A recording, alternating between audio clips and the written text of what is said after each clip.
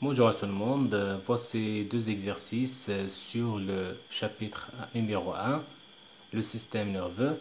Donc, on va commencer par le premier exercice. Suite à un accident vasculaire, donc, Monsieur L a subi des troubles de perception visuelle et de la motricité volontaire. Les observations cliniques, elles ont montré que les lésions, elles sont au niveau de la zone 1 et de la zone 2. Donc voici la zone 1 et la zone 2.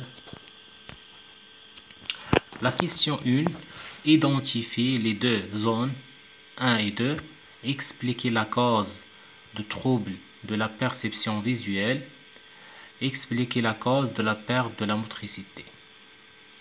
Donc on va commencer par l'identification de la zone 1 et 2. Donc concernant la zone 2, c'est la zone, c'est l'aire visuelle, Comment on peut savoir que la zone 2 c'est l'aire visuelle? Parce que la lésion de cette zone, ou bien la présence d'un accident vasculaire au niveau de cette zone, donc il provoque quoi? Des troubles. Il provoque des troubles de la perception visuelle. Donc cela signifie que la zone 2 c'est une zone de, ou bien c'est une aire visuelle. Concernant la zone 1, c'est une zone de la motricité volontaire, ou bien c'est l'aire motrice, plus précisément c'est l'aire motrice. Comment on peut justifier que la zone 1, c'est une zone de la motricité volontaire, ou bien c'est l'aire motrice?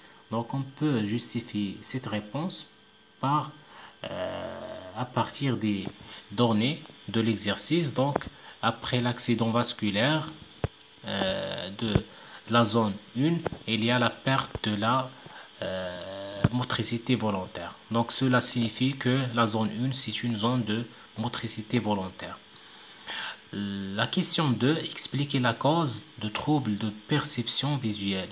Donc, après l'accident vasculaire, donc la cause de troubles de perception visuelle, c'est l'accident vasculaire au niveau de la zone 2 ou bien au niveau de la zone de l'aire visuelle.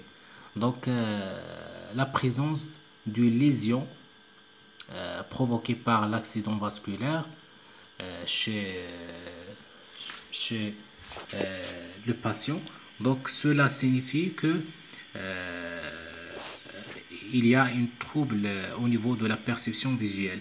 Donc la cause principale des troubles de la perception visuelle, c'est la lésion de cette zone-là à cause de l'accident vasculaire. Donc concernant la troisième question, donc c'est la même chose. Donc la présence d'une lésion au niveau de la zone 2, donc il va provoquer des, des problèmes de motricité volontaire ou bien la perte de la motricité volontaire.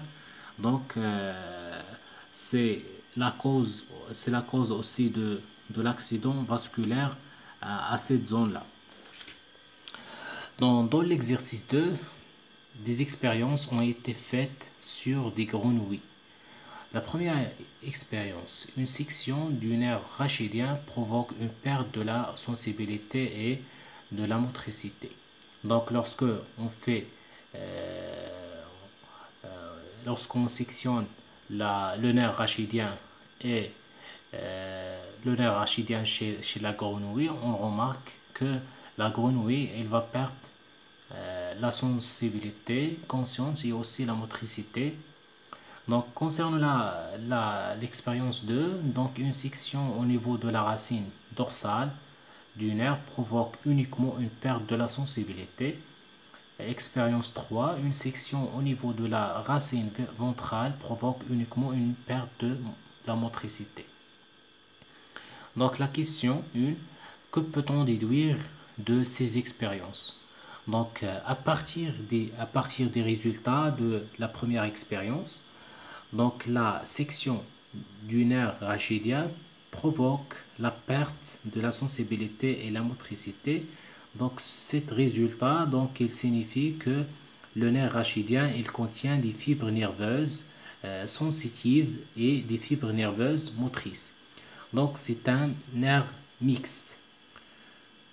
Donc, qui dit mixte dit il contient à la fois des fibres nerveuses motrices et des fibres nerveuses sensitives.